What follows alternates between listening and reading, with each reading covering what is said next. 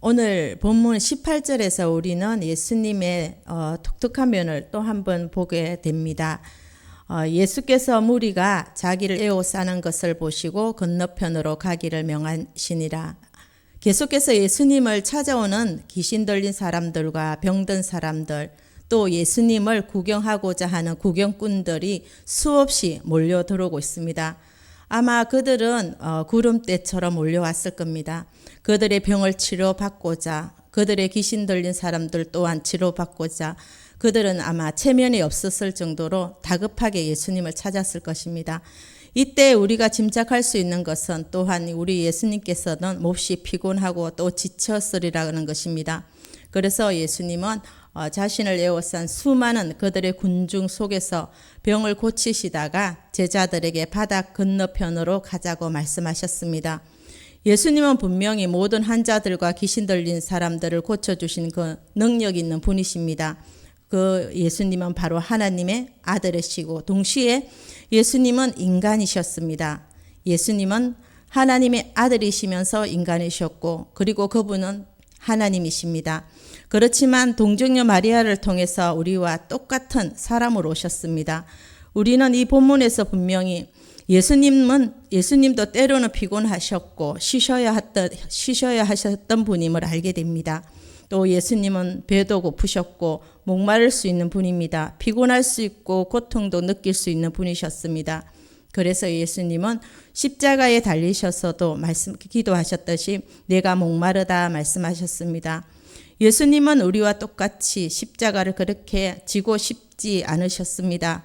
그렇지만은 예수님은 내 아버지여 정말 할만하시거든 이 잔을 내게서 옮기시옵소서. 그러나 내 원대로는 하시지 마시고 아버지의 원대로 하소서라고 아버지의 뜻을 먼저 구하셨습니다. 십자가를 피하고 싶어하는 인간적인 그런 모습이 있었던 예수님이십니다. 그런 예수님 참 하나님이시지만은 예수님 또한 인간이셨습니다. 이 점에서 히브리서 4장 15절에서 말씀하고 있는 것은 우리의 연약함을 동정하지 못하실 리가 아니요 모든 일에 우리와 똑같이 시험을 받으시니로되 죄는 없으시니라 하였습니다. 많은 사람들이 몰려오고 예수님을 에워쌌을 때에 피곤하여 저편으로 가자고 말씀하셨던 그 예수님은 우리와 아주 깊은 상관이 있습니다. 인간의 조건을 모두 가지셨고 우리와 똑같은 성정을 가지신 분이기 때문에 예수님은 우리의 모든 것을 아시는 분이십니다. 예수님은 우리와 같이 또한 고통과 시험을 받으신 분이십니다. 그래서 우리의 형편과 우리의 처지를 너무나 잘 아시고 우리의 연약함과 우리의 실수를 너무나 잘 아시는 분입니다. 만약에 예수님이 하나님이시기만 하셨다면 그분은 피곤도 모르셨을 것이고 인간의 어려운 시험에도 들지 않아서 우리의 입장을 깊게까지 아실 수 없었을 것입니다. 하지만 예수님은 그 하나님이시지만 인간이셨습니다. 예수님은 우리의 모든 것을 아셨고 우리의 심정을 다 아셨습니다. 인간의 조건과 한계를 아셨던 분입니다. 그래서 우리는 예수님 앞에 나갈 수 있습니다. 우리는 그 예수님 안에서 안식할 수 있으며 우리는 그분 앞에 우리의 모든 심정을 다 고백할 수 있습니다. 그러면 예수님은 우리와 꼭 같은 분이신가라는 것이죠. 그렇지는 않습니다. 히브리서 오늘 말씀 4장 15절 후반절에 보면 모든 일에 우리와 똑같이 시험을 받으시니로되 죄는 없으시니라고 기록되어 있습니다. 예수님과 우리의 그 차이점은 인간이시지만 그분은 죄가 없으시다는 것입니다. 한 번도 죄를 짓지 않으셨다고 하는 것이 우리와는 다른 예수님의 독특한 인성이셨습니다. 성령 받은 우리 믿음의 사람의 모습은 연약함과 절망 앞에서 예수님처럼 정말 죄를 짓지 않고 원망하지 않는 것이 진정 우리도 예수님을 닮은 모습입니다. 또한 이 예수님을 닮은 우리의 모습, 배가 고프고 도둑질하는 대신에 배가 고프다면은 정말 우리가 도둑질하는 대신에 일어나서 일을 할 것이고 일할 형편이 되지 못할 때는 기도합니다. 참된 그리스도인은 화가 난다고 해서 어느 때나 화풀이 하지 않습니다.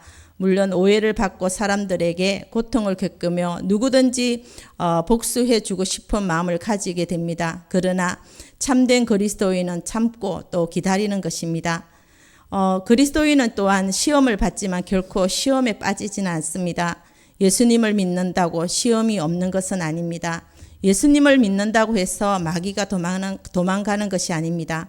우리 모두 시험에 들 수 있고 죄에 빠질 수 있습니다. 그러나 시험을 받지만 그 시험에 빠지지 않는 것이 구별된 그리스도인의 특징이라 할 수 있습니다. 오늘 본문에서 발견되는 사실은 제자의 자격에 관한 것입니다. 우리는 예수님의 제자가 12명이라고 기억하고 있습니다. 그러나 성경을 또한 보게 되면은 많은 사람들이 예수님에게 찾아와서 그 진리를 논했고 영생에 관하여서 이야기를 나누었습니다. 그리고 그들은 모두가 예수님의 제자가 되기를 신청했습니다. 본문에서도 두 사람이 예수님의 제자 되기를 원했습니다. 왜 그들은 예수님의 제자가 되려고 하였을까요? 아마 예수님의 말씀이 좋았을 것입니다. 또한 우리도 교회 올 때 온 이유는 우리 교회가 좋아서입니다. 싫으면 올 리가 없습니다. 말씀도 정말 하나님의 말씀이 너무나 좋고 우리 교회 또 기도하는 교회이기에 예수님 믿는 것이 정말 우리는 너무 행복하고 좋아서입니다. 아마 예수님의 제자가 되기를 원하는 사람들은 예수님의 설교를 듣고 아마 이들은 충격을 받았을 것이고 또한 감동도 하였을 겁니다. 뿐만 아니라 병 고치는 것을 보니까 정말 신나고 또 신기하기도 했을 겁니다. 귀신이 벌벌 떨며 쫓겨나가기도 합니다. 그러니 예수님이 좋습니다. 그분만 쫓으면 무엇이든 다 잘 될 것 같습니다. 그분은 또한 보리떡 5개와 물고기 2마리로 5,000명을 먹이는 기적을 베푼 것을 보게 됩니다. 참 좋으신 분위기에 많은 사람들이 예수님의 제자가 되려고 생각하였을 겁니다. 예수님은 오늘 두 종류의 사람을 통해서 예수님의 참된 제자의 모습을 보여주고 있습니다. 19절에서 한 서기관의 입장을 분석해 보면 정말 겉으로는 이 고백은 너무나 훌륭합니다. 그러나 문제가 있는 고백입니다. 한 서기관이 나와 예수께 아뢰되 선생님이여 어디로 가시든지 저는 따르리다. 이 사람의 문제는 예수님의 의도와 뜻보다는 자기의 결심과 헌신이 더 중요한 데 있습니다. 예수님의 뜻은 엽죽지도 않고 결단을 내린 것입니다. 예수님의 의견은 또한 중요하지 않습니다. 중요한 것은 자신의 생각이었습니다. 그 당시 서기관이란 교육을 많이 받은 직업이었고 종교적으로는 존경을 받는 상급 계급에 속한 사람들입니다. 또한 율법을 가르치는 사람이고 그래서 이 사람은 자기의 헌신은 당연히 받아져야 된다고 확신하고 있습니다. 나의 이 정도 위치라면은 나의 헌신은 정말 당연히 받아져야 된다고 생각한 것이었습니다. 바로 영적인 교만이었습니다. 이 서기관의 예수님의 제자로 따른다는 것이 무엇을 의미하는지 정확하게 이해하지 못하고 있었습니다. 예수님을 따른 데에는 반드시 치러야 할 대가가 있다는 것을 모르고 있었습니다. 오늘날 교회와 또한 그리스도인들이 예수님을 믿고 제자가 된다는 것은 너무나 낭만적으로 생각하고 자기 중심적으로 생각하는 사람들이 있습니다. 나 정도의 위치에 있는 사람이라며 내 말을 받아들여져야 한다는 생각하는 사람이 있습니다. 그래서 헌신자는 많으나 막상 보낼 사람은 없고 제자 되기를 원하는 사람은 많으나 정말 제자의 삶을 살기를 원하는 사람은 적습니다. 이런 질문 앞에서 예수님은 다음과 같이 말씀하시고 있습니다. 20절 말씀에 보게 되면 산에 사는 여우도 굴이 있고 넓은 하늘을 나르는 공중의 새도 저녁이 되면 깃들일 장소가 있지만은 있다. 그러나 내가 따르고자 하는 나는 머리 둘 곳이 하나 없는 사람이다. 그래도 네가 나를 따르겠느냐는 뜻을 말씀하고 있습니다.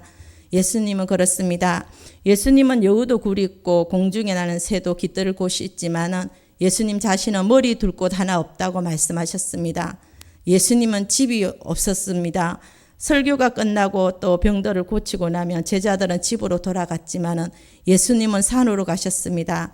하늘을 지붕 삼고 산을 거처로 삼으셨던 분입니다. 이분이 바로 예수 그리스도이십니다. 인자는 머리 둘 곳이 없다라는 말은 예수님을 따라다녀 보아도 돈이 생기지 않을 것이고 좋은 직장이 생기지 않을 것이고 정말 별 볼 일이 없다는 뜻을 의견하고 있습니다. 자신에게 이득이 되는 것이 없음을 말씀해 주셨습니다.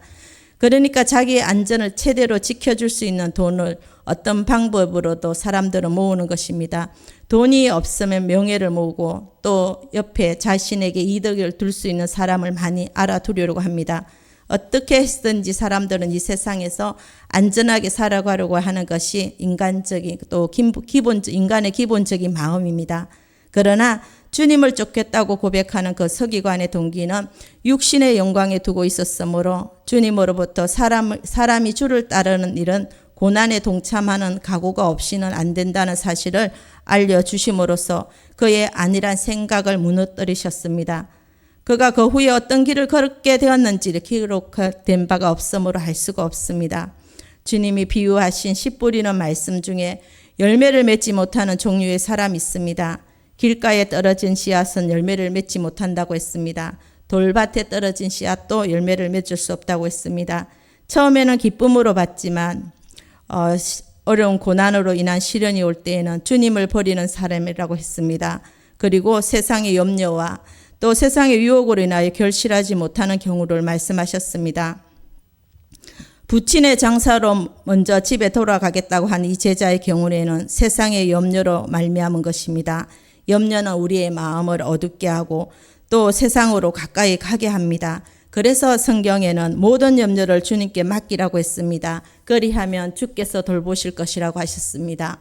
또한 빌립보서 4장 6절을 통해서 그 모든 염려를 염려하지 말고 모든 일에 기도와 간구로 너희 구할 것을 항상 감사함으로 하나님께 아뢰라고 하셨습니다.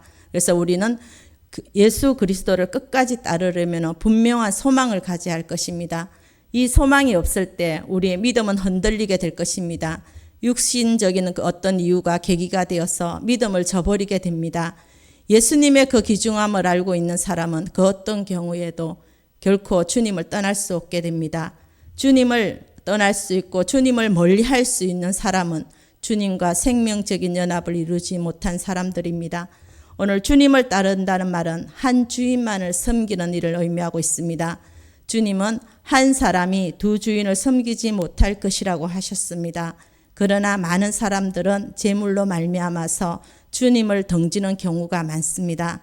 또한 주님을 따르는 것은 육신의 사람이 반드시 죽어야 합니다. 육신으로 주님을 섬기는 사람은 그 육신으로부터 또 썩어질 것을 거두기 때문에 그리스도인은 육신의 생각조차도 버려야 합니다. 주님을 따르기로 마음에 결정한 사람은 또한 영의 일을 생각하는 사람입니다. 육신을 쫓는 자는 육신의 생각을, 영을 쫓는 자는 영의 일을 생각합니다. 육신의 생각은 사망이고 또 영의 생각은 우리의 생명과 평안입니다. 육신에 또 속해 있는 사람들은 결단코 하나님을 기쁘게 할 수 없습니다. 주님을 사랑하는 그 생활은 주님과 함께 동행하는 삶을 의미하고 있습니다.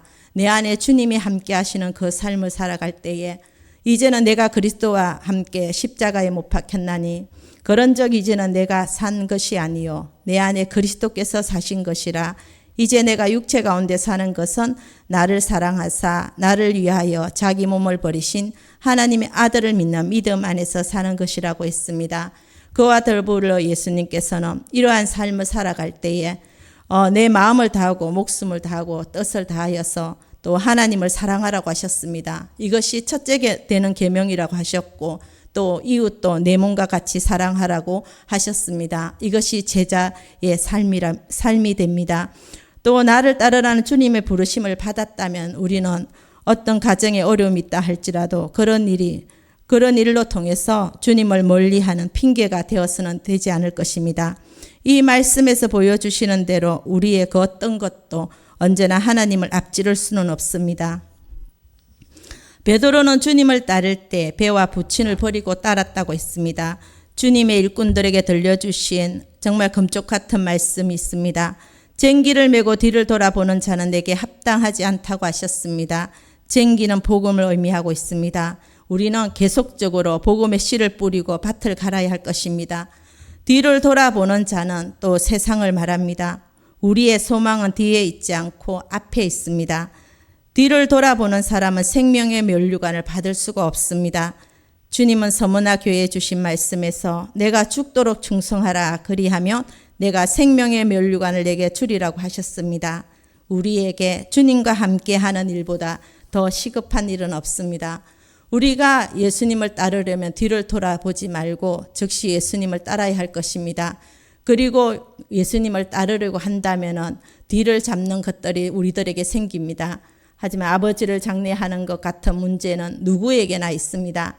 그래서 우리의 주위의 사람들 또 친척들은 먼저 가족을 섬기라고 합니다.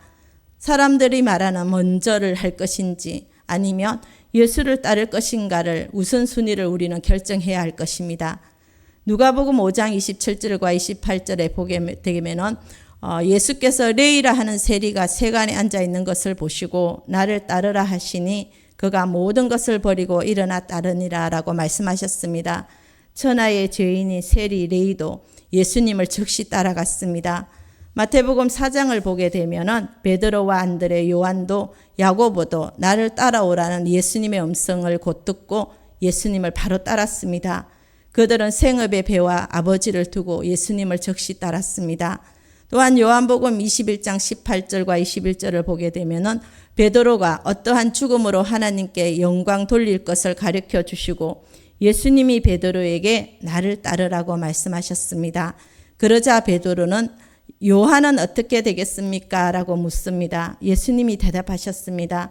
내가 올 때까지 그를 머물게 하고 잘지라도 내게 무슨 상관이냐? 너는 나를 따르라 하시더라 하셨습니다. 너는 나를 따르라. 생각해 보면 모든 하나님의 역사는 한 사람의 순종으로 시작됩니다. 복음의 역사도 예수님 한 사람으로 시작되었습니다. 아브람 한 사람이 고향과 친척과 아버지의 집을 떠나 하나님이 보여줄 땅으로 가라는 말씀에 순종함으로써 믿음의 역사가 시작되었습니다. 오늘도 우리는 주님이 찾으시는 그 믿음의 한 사람이 되기를 원합니다.